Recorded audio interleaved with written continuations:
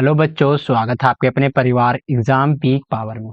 मेरा नाम है योगेंद्र और आज की सेशन में हम आपके लेकर आ चुके हैं बहुत ही इंपॉर्टेंट क्वेश्चंस जो कि आपके एग्जाम में पूछे जाने की जो संभावना है वो बहुत ही ज्यादा है। तो चलिए देखते हैं क्वेश्चंस में क्या पूछा जा रहा है। तो पारिस्थितिकी तंत्र या फिर पारितंत्र क्या है, इसकी संरचना एवं कार्यों की व्याख्या करें। समझे? तो चलिए, बहुत ही इंपॉर्टेंट क्वेश्चन है। इस क्वेश्चन को आप लोग वीवीआई मार्क कर लीजिएगा। आपके एग्जाम में ये क्वेश्चन जो कि पूछे जाने की संभावना बहुत ही ज्यादा है, तो आप लोग इस क्वेश्चन को जरूर जरूर दिमाग में रख सेट कर लीजिएगा। समझे? और इसी पेपर का अगर आप लोग सीक्वेंस वाइज कंप्लीट तैयारी करना चाहते हैं तो देखिए, इसके पहले भी लगभग 5 से 10 क्लास अपलोड कर दिए गए हैं और इसके बाद भी लगभग 5 से 10 क्लास होंगे। 5 से 10 क्लास होंगे। तो आप लोग अगर सीक्वेंस वाइज इस पेपर का कंप्लीट तैयारी करना चाहते हैं तो इसी वीडियो के डिस्क्रिप्शन बॉक्स में चले जाइए, वहां पे आप लोगों को प्लेलिस्ट का लिंक मिल जाएगा। तो वहां से जाकर आप लोग सीक्वेंस वाइज इस पेपर का कंप्लीट तैयारी कर सकते हैं। तो चलिए स्टार्ट करते हैं। और स्टार्ट करने से पहले आप लोगों से एक छोटी सी रिक्वेस्ट है कि अभी तक आप लोग इस सेशन को लाइक नहीं किए हैं तो पहले तो आप लोग इस सेशन को लाइक कर लें, अपने दोस्तों के साथ, अपने क्लासमेट के साथ सेशन को शेयर करें, साथ ही साथ चैनल को सब्सक्राइब करके बेल आइकन को ऑल पर प्रेस कर लें, ताकि आने वाले जितने भी सारे वीडियोज हो, क्लासेस हो, सबसे पहले आप लोगों को नोटिफिकेशन के माध्यम से प्राप्त हो सके। समझे? तो चलिए देख लीजिए, जो कि देखिए इसका उत्तर यहाँ से स्टार्ट हो जाता है। तो आप लोग प्रयास कीजिएगा कि अपने आंसर शीट में भी उत्तर सेम टू सेम पॉइंट बना बना कर ही लिखें। हम लोग लिखेंगे, सबसे पहले देखेंगे पारिस्थितिकी तंत्र यानी कि इकोसिस्टम का इंट्रोडक्शन, परिचय को सबसे पहले हम लोग क्या करेंगे, देखेंगे, समझेंगे, लिखेंगे। तो पारिस्थितिकी तंत्र या फिर पारितंत्र जीवों और उनके भौतिक पर्यावरण के बीच पारंपरिक क्रियाओं का एक जटिल नेटवर्क है।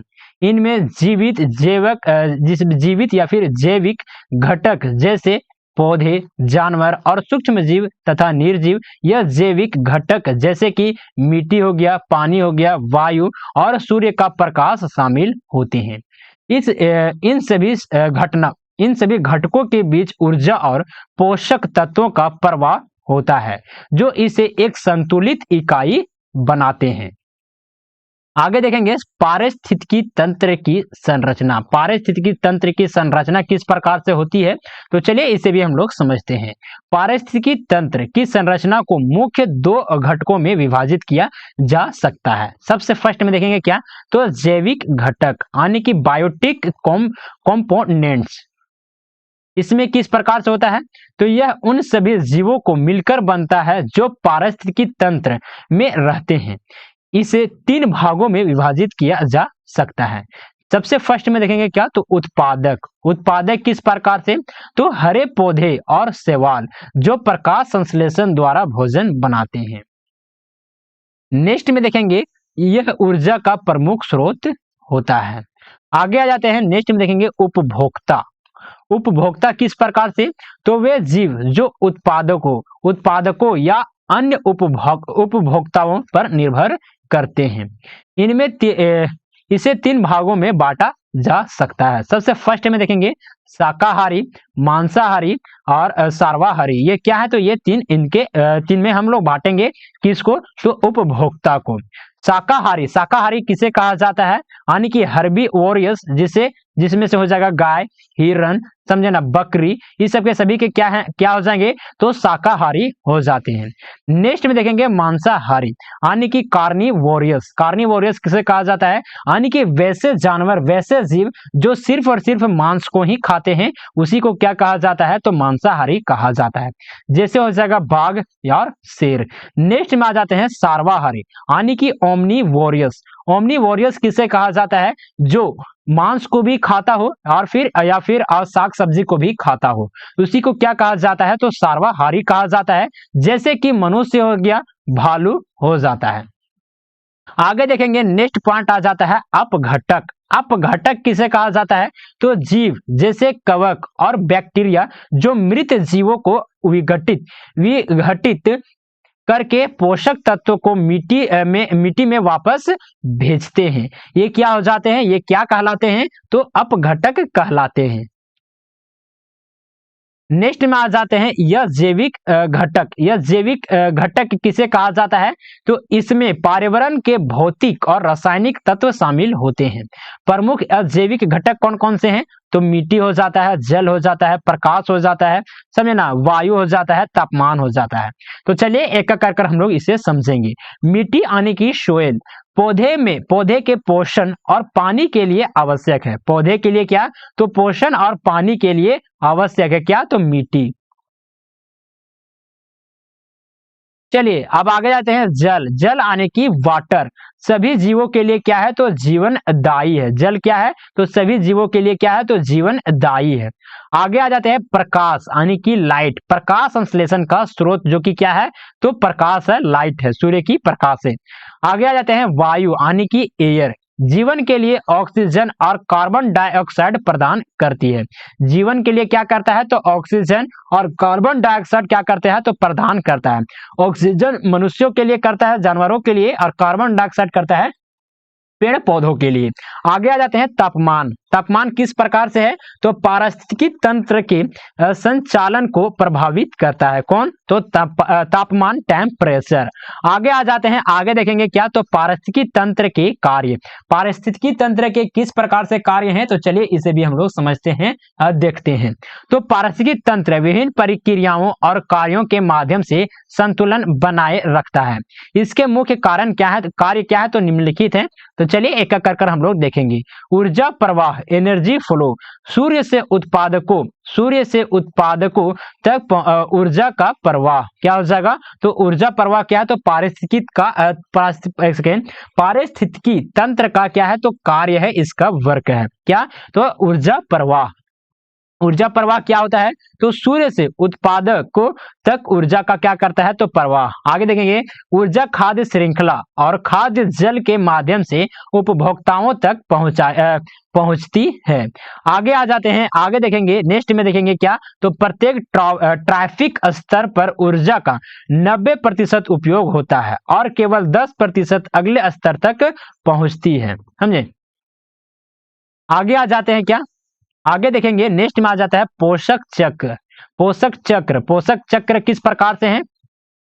तो पोषक तत्व जैसे कार्बन, नाइट्रोजन और फास्फोरस चक्र के माध्यम से पृथ्वी पर पुनः उपयोग किए जाते हैं।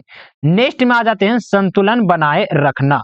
संतुलन बनाए रखना कहने का मतलब है कि उत्पादक, उपभोक्ता और अपघटक के बीच संतुलन बनाए रखना। समझे ना? आगे आ जाते हैं जैव विविधता को संरक्षित करना। समझे ना? जैव विविधता को संरक्षित करना भी क्या हो जाएगा? तो पारिस्थितिकी का क्या हो जाएगा? तो इसका कार्य हो जाता है। आगे आ जाते हैं पारिस्थितिकी सेवाएं यानी कि इकोसिस्टम सर्विसेज। इसमें कौन कौन से हैं? तो प्राकृतिक संसाधन जैसे कि भोजन, पानी और ऑक्सीजन प्रदान करती है। नेक्स्ट में आ जाते हैं प्रदूषण नियंत्रण, जलवायु विनियमन और परागण जैसी सेवाएं। नेक्स्ट में आ जाते हैं विकास और अनुकूलन। विकास और अनुकूलन कहने का मतलब है कि जीवों का पर्यावरण के अनुसार अनुकूलन और विकास। पारिस्थितिकी तंत्र का दीर्घकालीन स्थायित्व सुनिश्चित करना। आगे आ जाते हैं, आगे देखेंगे नेक्स्ट पॉइंट पारिस्थितिकी तंत्र के प्रकार यानी कि पारिस्थितिकी तंत्र के कौन कौन से प्रकार हैं। तो चलिए इसे भी हम लोग देखते हैं, समझते हैं। तो क्या हो जाएगा? तो स्थलीय पारिस्थितिकी तंत्र जिसमें हो जाएंगे जल, घास के मैदान और रेगिस्तान, ये क्या हो जाते हैं? तो स्थलीय पारिस्थितिकी तंत्र हो जाते हैं। नेक्स्ट में आ जाते हैं जलीय पारिस्थितिकी तंत्र। जलीय पारिस्थितिकी तंत्र किस प्रकार से होंगे? तो मीठा पानी, नदी जो कि तालाब और समुद्र, सागर, ये क्या हो जाते हैं? तो जलीय पारिस्थितिकी तंत्र के अंतर्गत में देखने को मिलता है। क्या? तो मीठा पानी जो कि जिसके अंतर्गत में आप लोग नदी को भी रख सकते हैं, तालाब को भी रख सकते हैं, और साथ ही साथ समुद्री जो कि सागर। अब आ जाते हैं इस क्वेश्चन का सबसे इंपॉर्टेंट पॉइंट कौन सा, तो निष्कर्ष है। आप लोग निष्कर्ष लिखना बिल्कुल ही मत भूलिएगा, निष्कर्ष मोस्ट इंपॉर्टेंट पॉइंट है, तो आप लोग निष्कर्ष बिल्कुल भी आप लोग मिस मत कीजिएगा अपने आंसर शीट में। और निष्कर्ष बताने से पहले आप लोगों से एक छोटी सी रिक्वेस्ट है कि अभी तक आप लोग इस सेशन को लाइक नहीं किए हैं तो पहले तो आप लोग इस सेशन को लाइक करें, अपने दोस्तों के साथ, अपने क्लासमेट के साथ सेशन को शेयर करें, साथ ही साथ चैनल को सब्सक्राइब करके बेल आइकन को ऑल पर प्रेस कर लें, ताकि आने वाले जितने भी सारे वीडियोज हो, क्लासेस हो, सबसे पहले आप लोगों को नोटिफिकेशन के माध्यम से प्राप्त हो सके। साथ ही साथ जो भी स्टूडेंट इन सारे क्वेश्चंस का पीडीएफ या फिर नोट्स या फिर व्हाट्सएप ग्रुप में ज्वाइन करना चाहते हैं तो आप लोग इस नंबर पे कांटेक्ट कर सकते हैं, जो कि नंबर है 9430702606 9430702606। आप लोग इस नंबर पे व्हाट्सएप मैसेज के जरिए हमसे कांटेक्ट कर सकते हैं, किसी प्रकार का अगर कुछ भी डाउट वगैरह आपका रह जाता है तो चलिए हम लोग निष्कर्ष में क्या लिखेंगे, निष्कर्ष में लिखेंगे पारिस्थितिकी तंत्र जीवन का आधार है जो पृथ्वी पर जैव विविधता और पर्यावरणीय संतुलन को बनाए रखता है। इसका संरक्षण आवश्यक है ताकि प्राकृतिक संसाधनों और पर्यावरणीय सेवाओं का सतत उपयोग हो सके। मानव गतिविधियों से हो रहे पारिस्थितिकी संतुलन को नियंत्रित करने के लिए जन जागरूकता और प्रभावी उपाय अपनाने की आवश्यकता है। तो चलिए आप लोग को ये सेशन कैसा लगा प्लीज आप लोग हमें कमेंट के माध्यम से जरूर से जरूर बताने का प्रयास कीजिएगा, समझे। और साथ ही साथ देखिए आप लोगों की इस पेपर का जो कि कंप्लीट यहाँ पे कंटेंट तैयार कर लिया गया है एकदम सीक्वेंस वाइज से। अगर आप लोग इस पेपर का कंप्लीट तैयारी करना चाहते हैं तो इसी वीडियो के डिस्क्रिप्शन बॉक्स में जाकर वहां पे आप लोगों को प्लेलिस्ट का लिंक मिल जाएगा, तो वहां से जाकर आप लोग सीक्वेंस वाइज इस पेपर का कंप्लीट तैयारी कर सकते हैं। तो चलिए सेशन को यहीं पर एंड अप करते हैं, मिलते हैं आप लोग से अगले सेशन में, तब तक के लिए जय हिंद, वंदे मातरम।